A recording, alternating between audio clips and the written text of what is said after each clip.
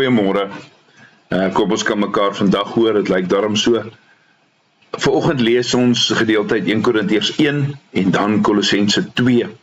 Hier in ons reeks oor gedagtes uit Kolossense.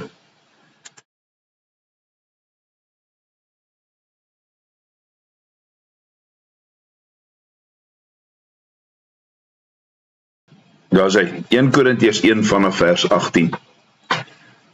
Die boodskap van die kruis is immers dwaasheid vir diegene wat verlore gaan.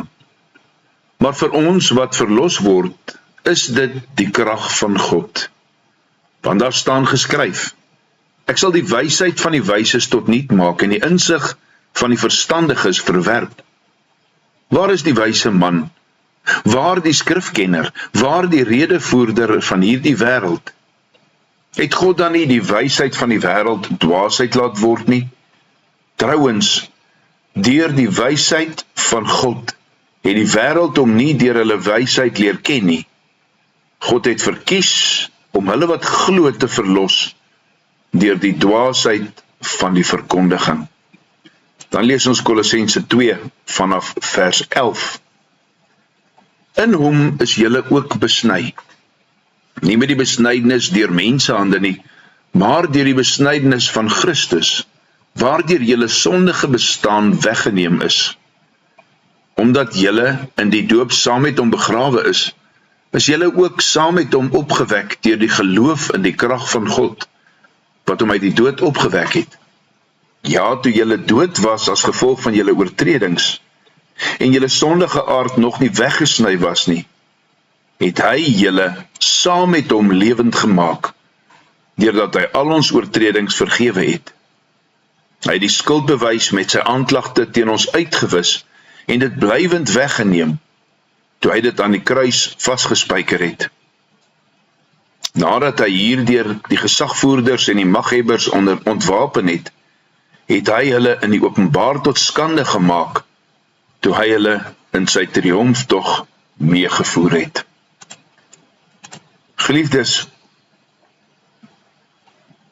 besef jy en ek dat ons vroeër dood was.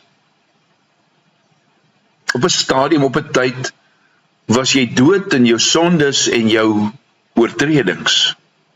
En die prins van die wêreld, die mag van die lig, het ons gevolg. So was ons van nature in sonde ontvang en gebore. Maar in God se verstommende genade en barmhartigheid het hy jou en my saam met Christus lewend gemaak. Jy was vroeër skuldig, maar nou word jy regverdig geag, want God het al julle oortredings vergewe. Hy het die rekord van die skuld wat teen jou en my gestaan het, die rekord met al die regseise, kom skoonmaak, kom kanseleer. Soos die psalmdigter het in Psalm 130 sê, as God op ons sondes sou let, wie van ons sou kon bly staan? Maar genade en barmhartigheid woon aan sy regterhand. Ek en jy het as het ware, as ek die term kan gebruik, 'n IOU by die Here vir elke sonde wat ons doen. En elke IOU, vir elke sonde wat jy en ek al ooit gedoen het, is aan die kruis vasgespijker en hoef jy en ek nie meer te dra nie. Paulus kom en in 2 Korintiërs 5 kom sê hy vir ons, God het hom gemaak om sonde te word. God het Christus gemaak om sonde te word. Hy wat geen sonde geken het nie. Sodat julle in hom die geregtigheid van God kan word. Dit is wat Christus vir jou en my aan die kruis bereik het. Van nou af onderskei ons prestasies ons nie meer nie. Van nou af, van daardie oomblik af wat ons sy kinders is, vernietig ons mislukkings ons nie meer nie. Nee, wanneer God jou sien hy sy eie geliefde seun, wat die losprys van al jou sondes betaal het. Wanneer jy en ek ons harte voorberei vir aanbidding, kom ons dank die Here God vir die wonder van die kruis. En ja, met die oog op die dag van die Here, wanneer hy weer sal kom, kom ons bid dat die boodskap van die kruis, van elke preekstoel in ons land en elke mond van elke gelowige en in die wêreld, sal weer klink. Want dit is die boodskap wat die wêreld so nodig het. Kom ons sluit ons oë. Almagtige, ewige God en Vader, Here, ons loof en ons prys U vanoggend vir die wonder van U seun aan die kruis. Die wonder dat hy ons skuld, elke gelowige se skuld op sy skouers geneem het. Dat hy daarna kon sê, wie in my glo sal nie verlore gaan nie. Dankie vir daardie wonder. Here, ons wil bid dat hierdie boodskap van die kruis uit elke gelowige se mond en deur elke gelowige se lewe geleef sal word. Dat dit in ons land en in ons wêreld sal weer klink. Ja, dat die goeie boodskap, die goeie evangelie, deur die wêreld sal weer galm. Dankie Here, dat ons dit in U krag kan bid, in Jesus se naam. Amen. Vanoggend sing ons saam Psalm 92, die eerste en die tweede vers.